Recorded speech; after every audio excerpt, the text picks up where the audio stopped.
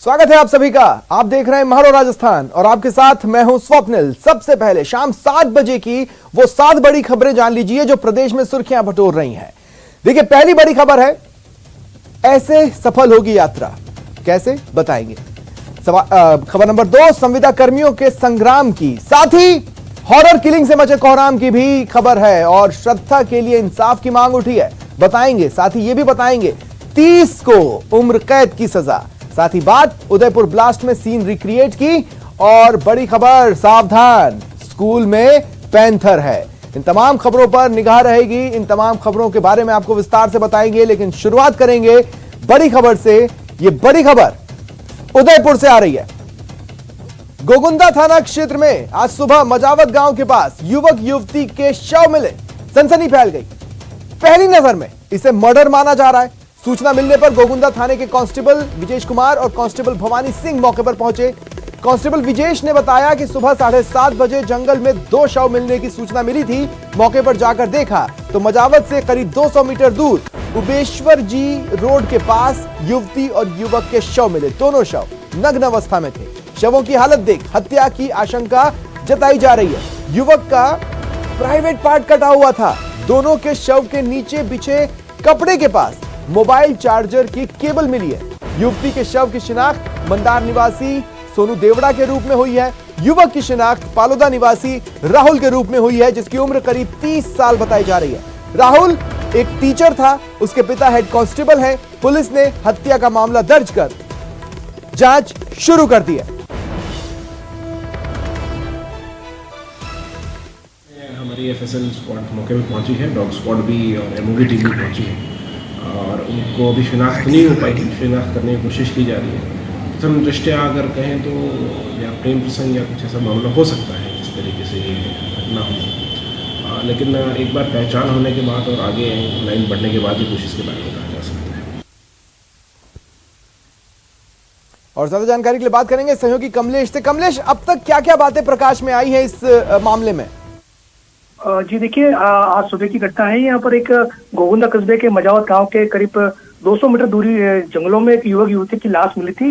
इस दौरान ये नग्न अवस्था में थे और इनका युवक की जो सामने बात आई, उस युवक का प्राइवेट पार्ट भी कटा हुआ था और पुलिस इस पूरे मामले की तहकीकात में जा रही है। दोनों शव को बरामद कर लिया गया है और मोर्चरी में रखवा दिया गया है। पुलिस हर पहलू से जांच कर रही है और सबसे बड़ी बात यह है कि जब ये माहौल यहाँ दिखा था उसके बाद काफी भीड़ हो गई और इसकी शिनाख्त के भी जो प्रयास थे वो प्रयास पूरे हो गए और इनकी शिनाख्ती हो चुकी है। और जो लड़का था वो शिक्षक था, उसके पिता कांस्टेबल है और पुलिस पूरे मामले की तहकीकात में जुटी हुई। जी, इनके पेरेंट्स का कोई भी वर्जन सामने आया है? जी, अभी इस पूरे मामले में कुछ कहा नहीं जा सकता कि जो पुलिस है वो पूरे पेरेंट्स से जो लिखित रिपोर्ट लेकर बयान ले रही है और पुलिस का दावा कि बहुत जल्दी इसका खुलासा करेगी और सामने दिया जाएगा। जी नहीं, तो पुलिस की प्रारंभिक जांच क्या इशारा कर रही है? पुलिस का क्या कहना है उन्हें? क्या ये घटना जो हुई है वो प्रेम को लेकर ही हुई है या मामला कुछ और है? जी, अभी पुलिस ने पूरी तरह पुष्टि नहीं की, लेकिन इस तरह के कयास जरूर लगाया जा रहा है कि दोनों जब इस अवस्था में मिले हैं तो कोई न कोई बात रही होगी, लेकिन पुलिस का दावा कि बहुत जल्द इस मामले को खुलासा किया जाएगा। जी चलिए, शुक्रिया तमाम जानकारी के लिए।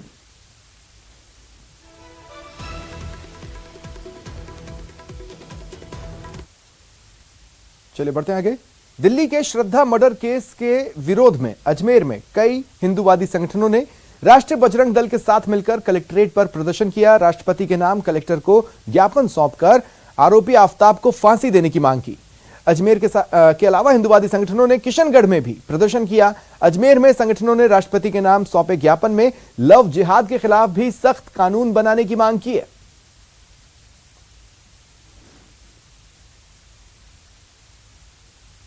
बजरंग दल के माध्यम से आज माननीय जिलाधीश महोदय के माध्यम से माननीय राष्ट्रपति महोदय को ज्ञापन दिया जा रहा है। गत दिनों में दिल्ली में आफताब नाम के जिहादी ने श्रद्धा नाम की हिंदू लड़की की निर्मम हत्या करके उसके 35 टुकड़े कर दिए। इस प्रकार की घटनाएं संपूर्ण भारतवर्ष में की जा रही है। ये हिंदू समाज की संस्कृति को टारगेट करके ऐसा काम किया जा रहा है। आरोपी आफताब के खिलाफ लोगों में गुस्सा बढ़ता जा रहा है। कोटा में भी देर रात यूथ कांग्रेस के कार्यकर्ताओं ने सड़कों पर उतरकर कैंडल मार्च निकाला और श्रद्धा को श्रद्धांजलि दी। रंगबाड़ी सर्किल से शुरू होने के बाद घटोत्कच सर्किल तक निकले मार्च में कई धार्मिक और सामाजिक संगठन के लोग भी शामिल हुए।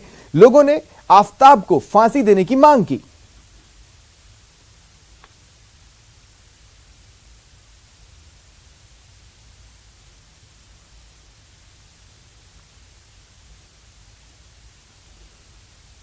उदयपुर में रेलवे ट्रैक ब्लास्ट मामले में जांच तेज हो गई है। ट्रैक ब्लास्ट मामले में गिरफ्तार आरोपियों को आज एटीएस की टीम मौके पर लेकर पहुंची। एटीएस के एडिशनल एसपी अनंत कुमार के नेतृत्व में आरोपियों को ओडा पुल लाया गया। इस दौरान पूरा सीन रिक्रिएट किया गया। एटीएस की टीम ने सीन रिक्रिएशन के दौरान आरोपियों से यह जानने की कोशिश की कि वो किस रास्ते से ट्रैक पर आए थे, कहां रुककर उन्होंने प्लानिंग की थी। ब्लास्ट मामले में मुख्य आरोपी धूलचंद ने एटीएस के अधिकारियों को मौके पर की गई पूरी प्लानिंग से अवगत कराया। 12 नवंबर को ओडा पुलिया पर ब्लास्ट के बाद मामले को बेहद गंभीर माना जा रहा था, लेकिन एटीएस की टीम ने जब खुलासा किया तो लोकल एंगल सामने आया था।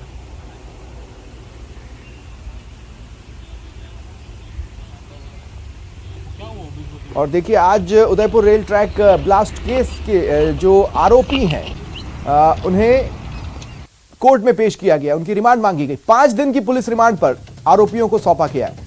जिला कोर्ट ने 5 दिन की रिमांड पर आरोपियों को भेजा है। हालांकि पुलिस ने 7 दिन की रिमांड मांगी थी, लेकिन कोर्ट ने 5 दिन की रिमांड पर आरोपियों को पुलिस को सौंपा।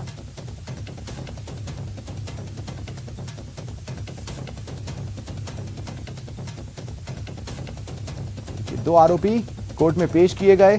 7 दिन की रिमांड मांगी गई और उसके लिए कारण भी पुलिस की ओर से बताए गए, लेकिन कोर्ट ने 5 दिन की रिमांड पर फिलहाल आरोपियों को भेजा है।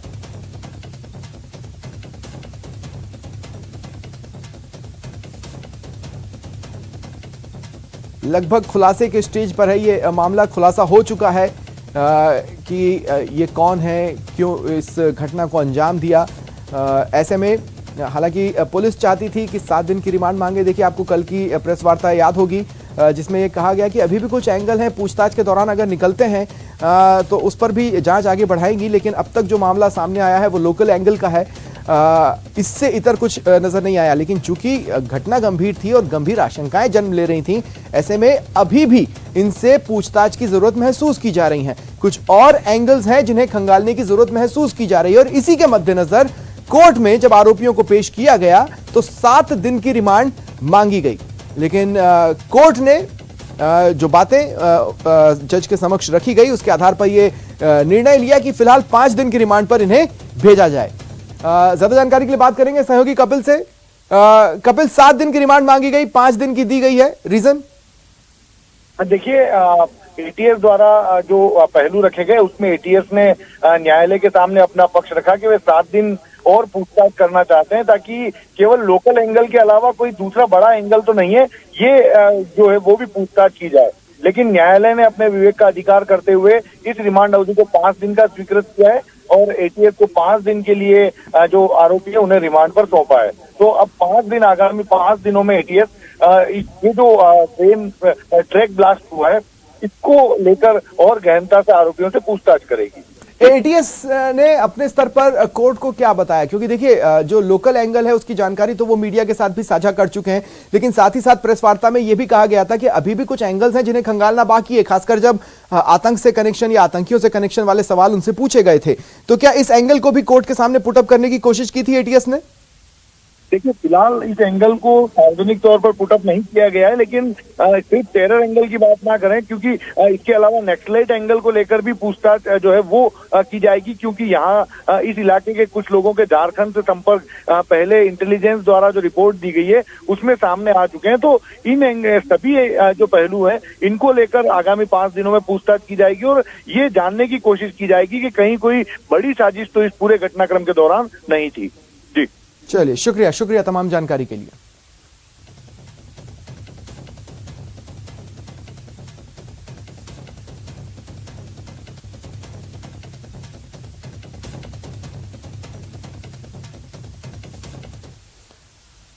और अब बात फूल मोहम्मद हत्याकांड मामले में आए बड़े फैसले की। सवाई माधोपुर के बहुचर्चित सीआई फूल मोहम्मद हत्याकांड मामले में जिला विशिष्ट SC/ST न्यायालय ने बड़ा फैसला सुनाते हुए 30 आरोपियों को आजीवन कारावास की कड़ी सजा सुनाई है। साथ ही सभी आरोपियों को अलग अलग अर्थदंड से दंडित किया है। 17 मार्च 2011 को राजेश मीणा नाम के एक व्यक्ति ने पानी की टंकी पर चढ़कर अपने ऊपर पेट्रोल छिड़का और आत्मदाह कर लिया और नीचे कूद गया। इससे उसकी मौत हुई। भीड़ ने उत्तेजित होकर, एकजुट होकर तत्कालीन मान टाउन थानाधिकारी फूल मोहम्मद की मौके पर ही निर्मम हत्या कर दी थी।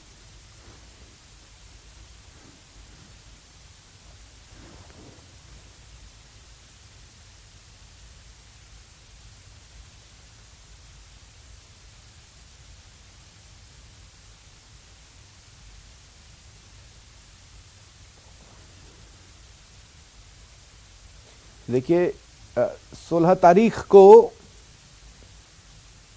89 में से 30 आरोपियों को दोषी माना गया था। आज सजा पर बहस हुई। सजा पर बहस के बाद कोर्ट इस नतीजे पर पहुंची कि इन 30 दोषियों को आजीवन कारावास की सजा, कड़ी सजा दी जाए। यही सजा सुनाई भी गई। हालांकि जुर्माने की बात करें तो सभी को अलग अलग जुर्माने लगाए गए हैं। जो दोषी पाए गए थे उनमें उस वक्त डीएसपी रहे शख्स भी थे, वो भी दोषियों में है जिन्हें अब आजीवन कारावास की सजा भुगतनी है। उम्र कैद की सजा सुनाई गई है। 30 दोषी हैं कुल जिन्हें उम्र कैद की सजा सुनाई गई है और साथ ही जुर्माना भी लगाया गया है।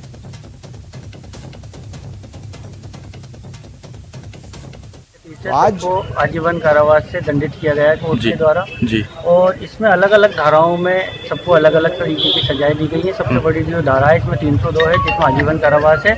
बाकी अन्य इनके साथ में इनको सबको जुर्माने से भी दंडित किया गया है। ये इसमें सारे जो 30 अभियुक्त गण हैं जिनमें महेंद्र सिंह डीवाईएसपी कालबेलिया भी शामिल है, इन सबको माननीय न्यायालय ने आजीवन कारावास की सजा से दंडित किया है और उसके साथ अर्थदंड से भी दंडित किया है। और सहयोगी गिरिराज इस वक्त मेरे साथ फोन लाइन पर मौजूद है। जो सजा सुनाई गई है गिरिराज, उसका रीजनिंग कोर्ट ने क्या दिया है? इसे रेयरेस्ट ऑफ द रेयर नहीं माना गया। जी देखिए, ये बहुत चर्चित मामला था और बहुत ही संगीन जुर्म माना न्यायालय ने।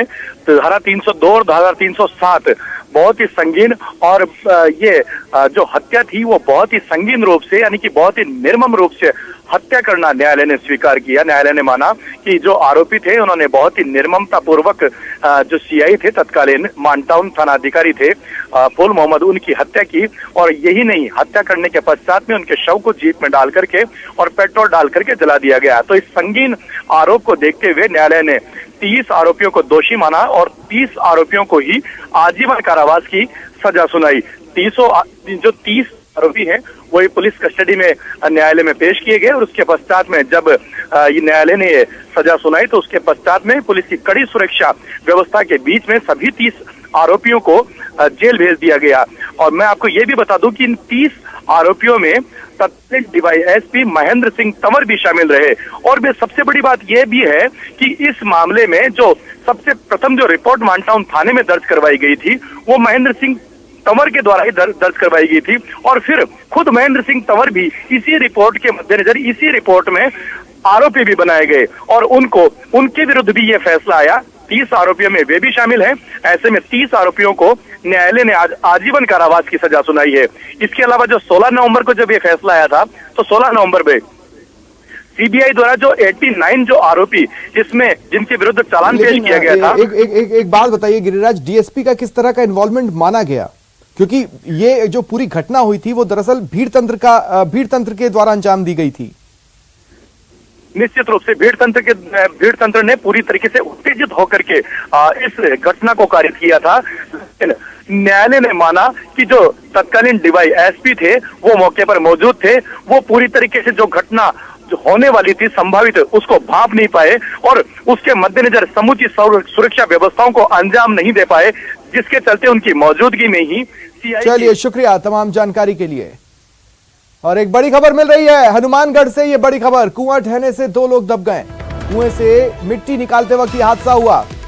कुएं से मिट्टी निकाली जा रही थी, इसी दौरान कुआं ढह गया। मलबे में 2 लोग दबे हुए हैं। करीब 50 फुट नीचे मिट्टी में 2 लोग दबे हुए। नाम कृष्ण और छोटू राम सामने आ रहा है। फिलहाल मौके पर रेस्क्यू ऑपरेशन चल रहा है। 4 जेसीबी 12 ट्रैक्टर्स की मदद ली गई है रेस्क्यू ऑपरेशन के लिए। गोगामेडी थाना क्षेत्र के रामगढ़ गांव में ये घटना सामने आई है। कुछ ही पलों में तस्वीरें भी आपकी टीवी स्क्रीन पर होगी। हनुमानगढ़ से ये बड़ी खबर आपको बता रहे हैं। यहां दरअसल एक कुएं से मिट्टी निकाली जा रही थी और उसी दौरान ये कुआं भरभरा कर ढह गया, ढहने लगा। दो लोग जो वहां पर थे वो कुछ भी कर पाते, इससे पहले भारी मलबे में दब गए। दो लोग इस मिट्टी में दबे हुए हैं।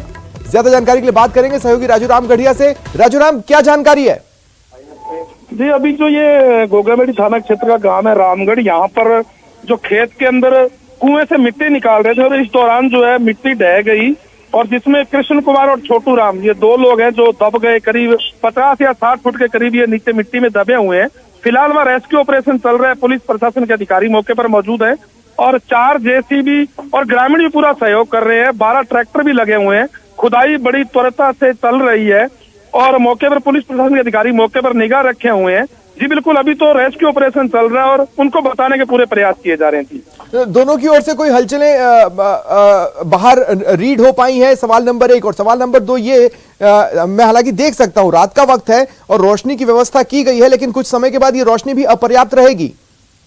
जी बिल्कुल, पहली बात तो ये है कि वो चूंकि 50 से 60 फुट करीब नीचे दबे हुए हैं, तो ऐसे में हलचल का तो अभी कुछ पता नहीं कहा जा सकता कि उनकी क्या स्थिति है, मगर निकालने के प्रयास किए जा रहे हैं। दूसरी बात जो है कि रात्रि को वहाँ लाइट की जो बात है, तो उसके लिए प्रशासन पूरी प्रयास कर रहा है। रात्रि को जनरेटर भी लगाए जाएंगे, पूरी रात रेस्क्यू ऑपरेशन भी चलेगा और जो पुलिस और प्रशासन के जो आला अधिकारी हैं उनका ये कहना है कि जिस भी तरह की जो भी सुविधा की जरूरत हो, जो भी उपकरण की जरूरत हो, बिल्कुल मौके पर मंगाए जाएंगे और दोनों को बचाने के भरपूर प्रयास किए जाएंगे। जी, तो काम तो तेजी से चल रहा है, लेकिन जो एक्सपर्ट्स हैं वो क्या कह पा रहे हैं, कितनी देर में ये रेस्क्यू ऑपरेशन हो सकता है खत्म? जी, वहाँ एक बड़ी समस्या ये आ रही है कि चूंकि ये रेतीली मिट्टी है और जैसे उस मिट्टी को निकालने का प्रयास किया जा रहा है तो और मिट्टी वहाँ नीचे जा रही है। तो इस तरह से लग रहा है कि करीब 4 से 5 घंटे इसमें लग सकते हैं। जिस तरह से अभी ट्रैक्टर लगे हैं और भी ट्रैक्टर जो है ग्रामीण जो है वहाँ लगा रहे हैं, तो रेस्क्यू ऑपरेशन लंबा चल सकता है क्योंकि मिट्टी लगातार नीचे गिर रही है। तो करीब ये मान के चलो कि आप 60 या 70 फुट तक जो है इनको एक प्रकार से खुदाई करनी पड़ेगी। जी, उसके बाद जाके करीब कहीं इनको बताने का जो भी प्रयास चल रहा है वो संभव हो सकता है। चलिए, शुक्रिया तमाम जानकारी के लिए। बात करते हैं तेल के खेल की। पुलिस ने बड़ी कार्रवाई करते हुए तेल की अवैध फैक्ट्री को पकड़ा है। फैक्ट्री को सीज कर दिया गया है। प्रशासन की टीम को इस अवैध फैक्ट्री से विभिन्न प्रकार के रसायनों से भरे 80 ड्रम मिले हैं। करीब 23,000 लीटर तेल इनमें भरा हुआ था। वहीं प्रशासन की टीम को 7 टैंकर और एक भूमिगत टैंक भी मिला जिसमें विभिन्न प्रकार के रसायन भरे हैं। बताया जा रहा है कुछ लोग हाईवे पर अवैध रूप से टैंकर से तेल चोरी या तेल लूट के धंधे में लिप्त थे और भारी मात्रा में फैक्ट्री में तेल को रखा जाता था, फिर बाजार में बेच दिया जाता था।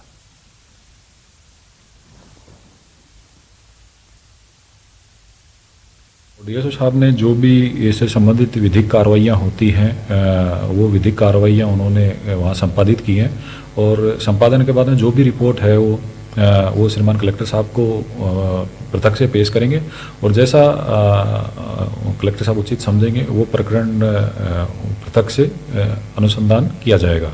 यहाँ एक गोदाम मिली जिस पे बालाजी कंस्ट्रक्शंस लिखा हुआ था। वहाँ हमने पूछा तो शायद अंदर कुछ लोग थे। हमने गेट बजाया, जैसे ही हम गेट में एंट्रेंस किए उन्होंने ताबड़तोड़ सरियों से हमला कर दिया, जिसकी शायद वीडियो फुटेज उनके आई थिंक उनके पास सीसीटीवी कैमरे लगे ना, उसमें भी मिल जाएंगे आप लोगों को। और उसमें मैं बेहोश हो गया था और मेरे ड्राइवर डर के मारे वहाँ से भाग गए थे। काला ऑयल और डीजल जैसे रसायन का कारोबार किया जा रहा था, जिसके संबंध में जांच की गई है और जो भी परिसर में मौजूद ड्रमों में और टैंकरों में जो केमिकल या पेट्रोलियम जैसा पदार्थ मिला है उसको जब्त कर लिया गया है। सावधान, एक स्कूल में पैंथर है। कोटा में नानता महल स्कूल में एक पैंथर घुस आया। तुरंत प्रशासन को सूचना दी गई, जिसके बाद स्कूल को भी सूचना दी गई और स्कूल को बंद करवाया गया। देर रात पैंथर को देखा गया था। पैंथर ने इस दौरान एक कुत्ते को भी अपना शिकार बनाया। पैंथर की सूचना से इलाके में दहशत है। 12 घंटे से ज्यादा हो चुके हैं, लेकिन पैंथर का रेस्क्यू नहीं किया जा सका है। पैंथर को पकड़ने के लिए स्कूल में पिंजरा लगाया गया है।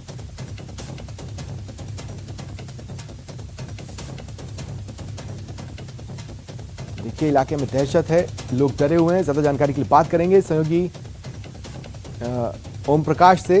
उनसे मैं सवाल पूछूं उससे पहले आपको बता दूं कि दरअसल आप इस बात को समझिए, 12 घंटे से भी ज्यादा का वक्त हो चुका है जब पैंथर को वहां पर देखा गया था स्कूल में एंटर होते हुए। इस पैंथर ने कुत्ते को भी अपना शिकार बना लिया था। ऐसे में लोग बेहद डरे हुए हैं। गनीमत रही चूंकि समय रहते इस बात की जानकारी हो गई, किसी ने उसे देख लिया था, इसलिए स्कूल को बंद रखा गया है।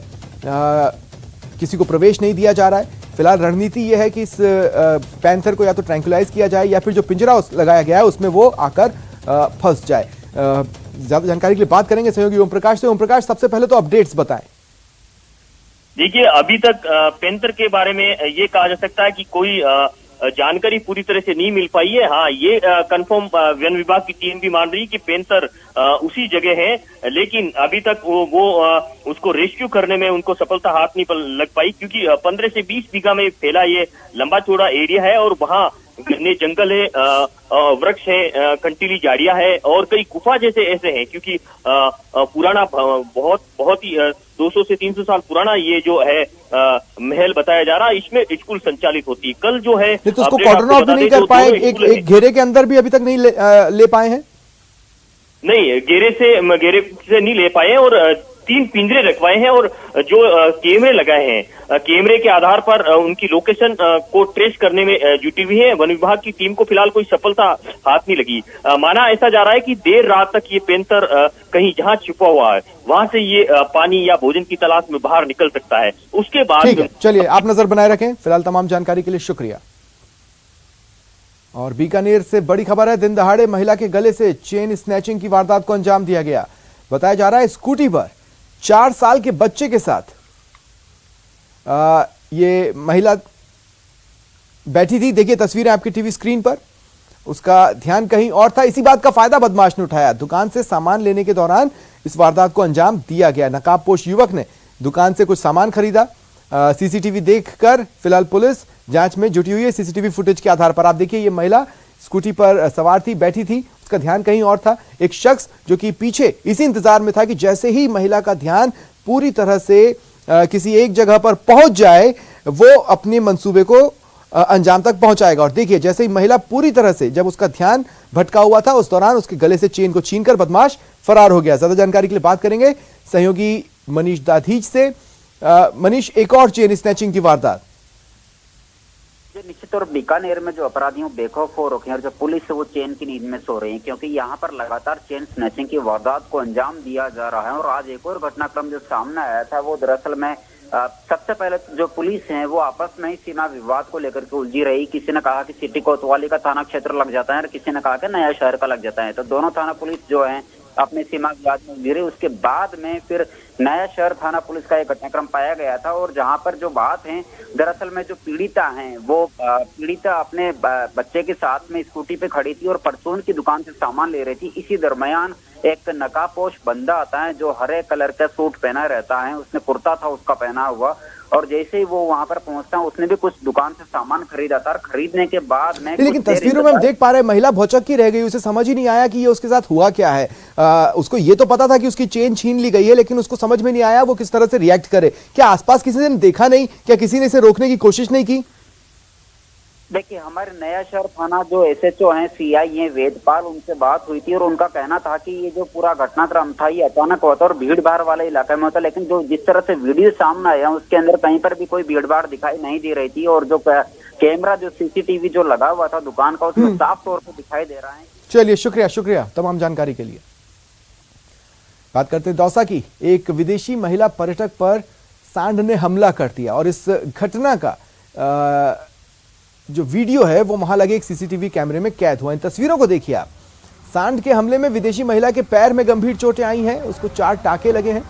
दरअसल विदेशी दंपति लालसोट के जवाहरगंज सर्कल के पास नजारे देख रहे थे, तभी वहां से गुजर रहे एक सांड ने महिला पर्यटक पर सींग से हमला कर दिया। देखिए ये तस्वीरें आप। एकाएक सांड ने यह हमला किया, वो महिला उछलकर दूर जा गिरी, जिससे महिला के पैर में गंभीर चोटें आईं। इस दौरान वहीं पर एक शख्स खड़ा था, नाम महेंद्र सोखिया।